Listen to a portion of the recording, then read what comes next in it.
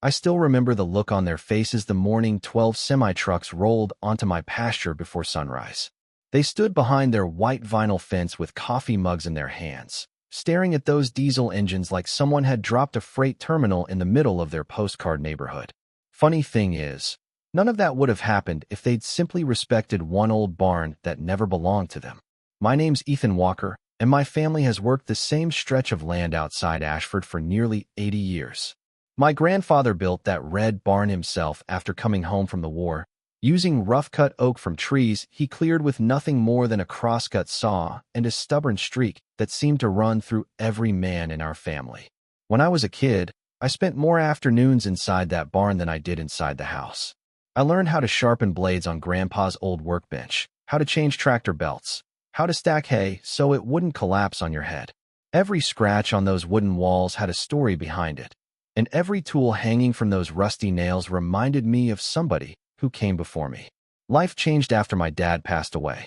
Farming wasn't paying what it used to, equipment kept getting more expensive, and taxes sure didn't get any cheaper. I fought as long as I could, but eventually I sold 20 acres along the eastern edge of the property to a developer. It wasn't an easy decision. Felt like selling a piece of my family's history, but keeping half was better than losing everything. Within 2 years, that empty farmland turned into a neighborhood called Cedar Hollow Estates. 45 expensive homes popped up almost overnight, each one bigger than the last, with perfect lawns, decorative stone mailboxes, and enough landscaping lights to make it look like Christmas every evening. They advertised it as luxury country living. Personally, I always thought it looked more like somebody copied the same house 45 times and changed the paint colors. Still, I figured we'd stay out of each other's way. They had their homeowners association, golf carts, neighborhood cookouts, and monthly newsletters telling people what color flowers they should plant. I had my cattle, my tractors, and enough work to keep me busy from sunrise until dark. For the first few months, things stayed peaceful. Sometimes I'd wave at folks walking their dogs near the fence. Kids would point toward my barn like it was some old movie set. A few people even stopped to ask if it had been there since the Civil War. I'd laugh and tell them it wasn't quite that old, though Grandpa probably would have appreciated the compliment. Then little things started happening. On Saturday mornings, I'd notice tire tracks behind the barn where nobody had any reason to drive. Once I found an empty soda cup sitting on the tailgate of my truck. Another time somebody had left footprints through a muddy patch leading toward the back door. None of it seemed serious enough to worry about. I figured maybe teenagers were wandering around, or hikers had gotten turned around somehow. Then one Friday evening I was fixing a fence line before dark when I spotted a black luxury SUV easing down the gravel lane behind my pasture. It didn't belong there. The driver killed the headlights before disappearing behind the barn. 10 minutes later another vehicle showed up, then another. I decided not to confront anyone that night. Instead I watched from a distance until nearly 9 o'clock. I could hear muffled laughter drifting across the field, music playing low, and every now and then somebody cheered like they were watching a football game. The next morning curiosity finally got the better of me. I walked around the backside of the barn and immediately saw the problem. Somebody had cut a clean opening through my fence. Not climbed over it. Not accidentally damaged it. They'd taken bolt cutters and made themselves a doorway. I stepped through, unlocked the barn, and honestly stood there speechless for several seconds. My grandfather's barn had been turned into somebody else's private hangout. Folding chairs surrounded a poker table. There was a small refrigerator humming in the corner powered by an extension cord running through a cracked window. Somebody had hung string lights across the rafters. A dartboard covered the old feed cabinet. Coolers full of beer sat exactly where Grandpa used to keep seed bags. Worst of all, my workbench had been shoved against the wall to make room for a giant television sitting on milk crates. They hadn't borrowed the place. They had moved in. Sitting on the table was a laminated sign that read Thursday Gentlemen's Society, members only. I actually laughed for a second because it seemed too ridiculous to be real. Then I noticed cigarette burns on the edge of Grandpa's workbench, and that laugh disappeared real fast. Anger has a funny way of creeping up on you. It doesn't always explode right away. Sometimes it settles into your chest nice and slow until every little detail starts feeling personal. Every beer bottle they left behind felt like an insult. Every muddy boot print across that old wooden floor felt like somebody walking through my family's memories without bothering to wipe their feet. I spent the rest of that afternoon cleaning up enough to lock the doors again, but I didn't throw everything away. Something told me I'd need every bit of evidence before this was over. I had no idea who these people were yet, but one thing became crystal clear standing inside that barn. Whoever thought this was acceptable had never spent a single day building something with their own hands, because people who understand hard work don't treat someone else's life like it's an empty room waiting for their weekend party. I didn't have to wait long to find out who they were. The following Thursday, I parked my pickup behind a line of cedar trees just far enough away that nobody would notice me, shut off the engine, and waited. Around 6:30, the first SUV rolled in through the opening they'd cut in my fence like they owned the place. Then came another, and another. By 7 o'clock, there were 8 vehicles tucked behind my barn. Men climbed out carrying coolers, folding chairs, pizza boxes, and one guy even showed up with a portable smoker balanced on a trailer. They laughed the whole way inside. Nobody looked over their shoulder. Nobody acted nervous. That was the part that bothered me most. They weren't sneaking around anymore. They genuinely believed they had every right to be there. I walked across the pasture while they were still settling in. The conversation inside stopped the second I pushed the big sliding door open. 8 or 9 faces turned toward me. One man was halfway through dealing a hand of cards. Another stood beside the refrigerator holding a beer that happened to belong to me because it happened to be sitting inside my barn. "Evening, gentlemen," I said as calmly as I could. "Anybody care to explain what exactly I'm looking at?" Nobody answered right away. Finally, a tall man in an expensive quarter-zip sweater smiled, like we were old friends meeting for dinner. "You must be Ethan," he said. "I'm Graham Collins." He walked over with his hand out. I looked at it for a second before leaving it hanging. His smile barely moved. "We've been meaning to introduce ourselves." "Really?" I asked. Most people do that before cutting a hole through somebody's fence. A couple of the men looked down at the floor. Graham didn't. "Look, this has gotten blown out of proportion. We found the barn sitting empty months ago. We cleaned it up, added a few things. Honestly, we've probably improved it." I looked around at the cigarette butts on the floor and the muddy boot prints across Grandpa's workbench. "That's your definition of improving?" He shrugged. "No harm done. We figured we'd ask eventually." "Eventually?" I repeated. "After how many months?" One older guy tried to lighten the mood. "Come on, neighbor. Sit down. Have a slice of pizza." I couldn't help laughing. It wasn't because anything was funny. It was because I'd never seen confidence quite like that. "Here's what's going to happen," I said. "Every chair leaves tonight. Every cooler leaves tonight. Every extension cord comes down. Tomorrow morning that fence gets repaired, and if I ever find one of you back here again, we'll have a very different conversation." Graham folded his arms. "You're overreacting." "Am I? It's an old barn. It's my old barn." He sighed dramatically. "You're making this personal." I stared at him for a second before answering. "No, you made it personal when you started treating my family's property like your private clubhouse." His smile finally disappeared. We stood there looking at each other until one of the other men quietly started packing his things. Then another did the same. Nobody wanted an argument they couldn't win. Graham pointed at me before leaving. "You're not exactly making friends around here." "I wasn't looking for members," I replied. "Just respect." They drove away one truck after another, but before the taillights disappeared, I had a feeling the story wasn't over. I was right. Saturday morning, I found fresh tire tracks again. They hadn't come back inside the barn because I'd changed every lock, but somebody had dumped 2 bags of fast food trash beside my gate. Monday, I found another section of fence pushed down.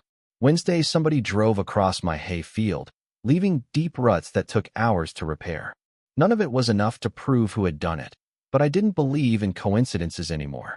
About a week later, I received a certified letter from the Cedar Hollow Homeowners Association.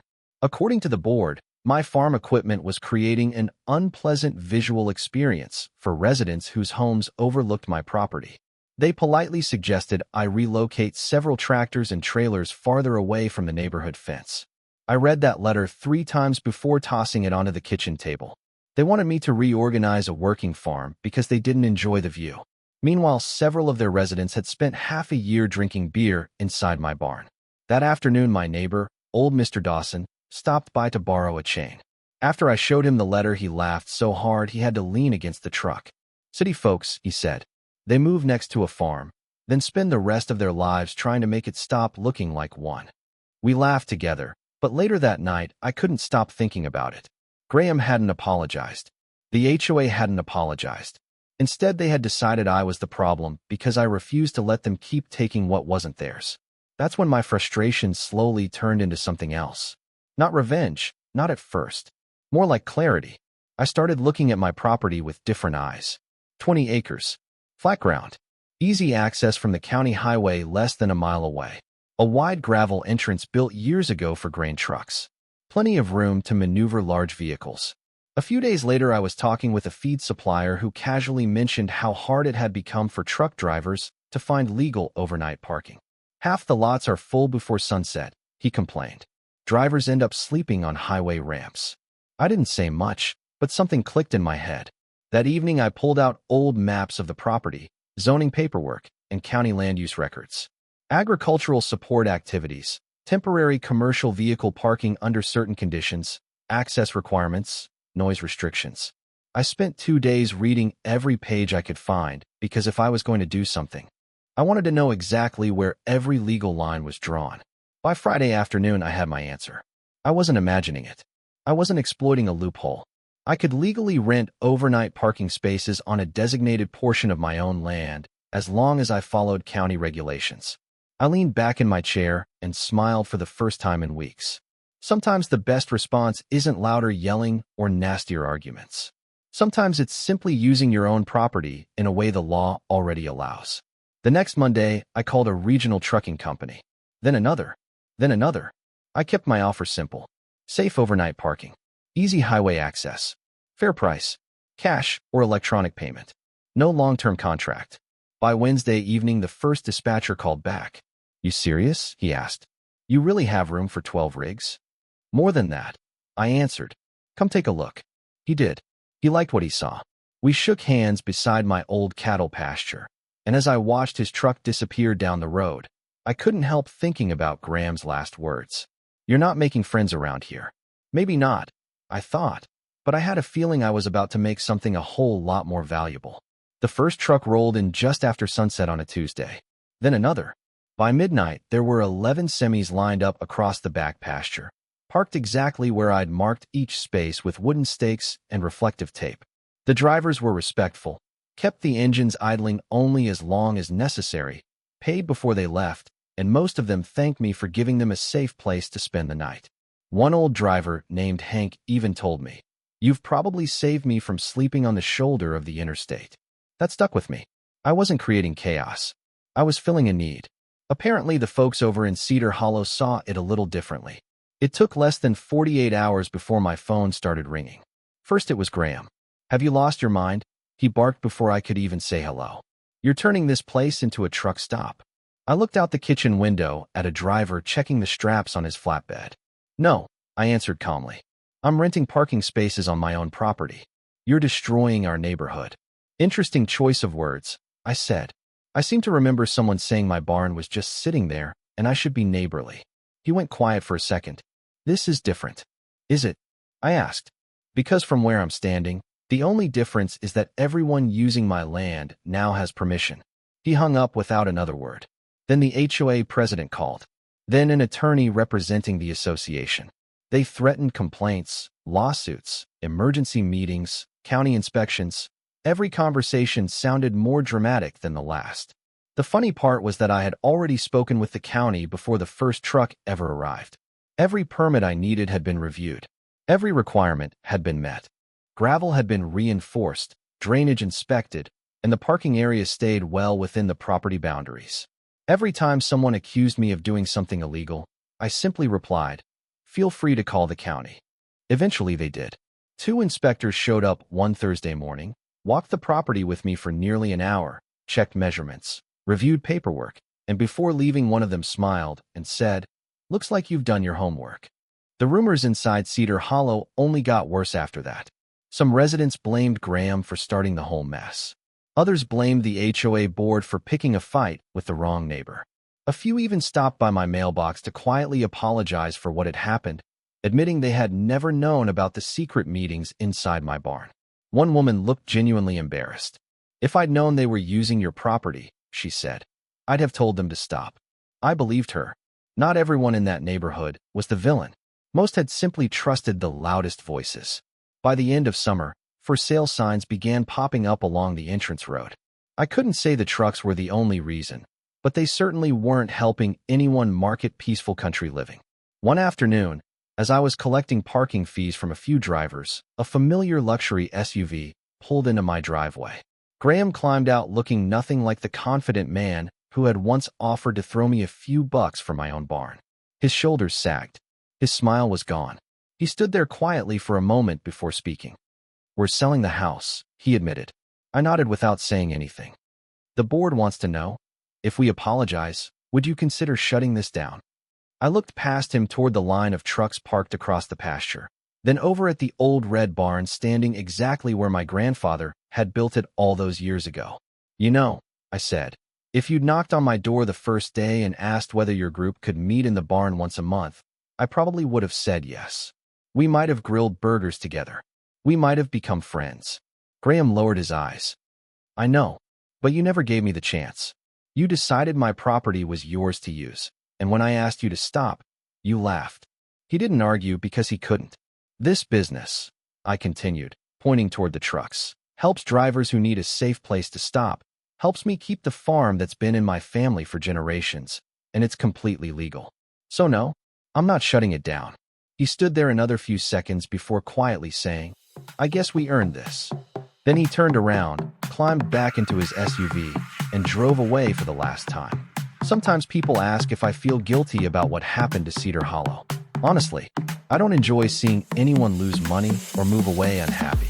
But I also don't believe respecting someone else's property should be optional just because they have less money, older buildings, or dirt on their boots. That old barn is still standing today.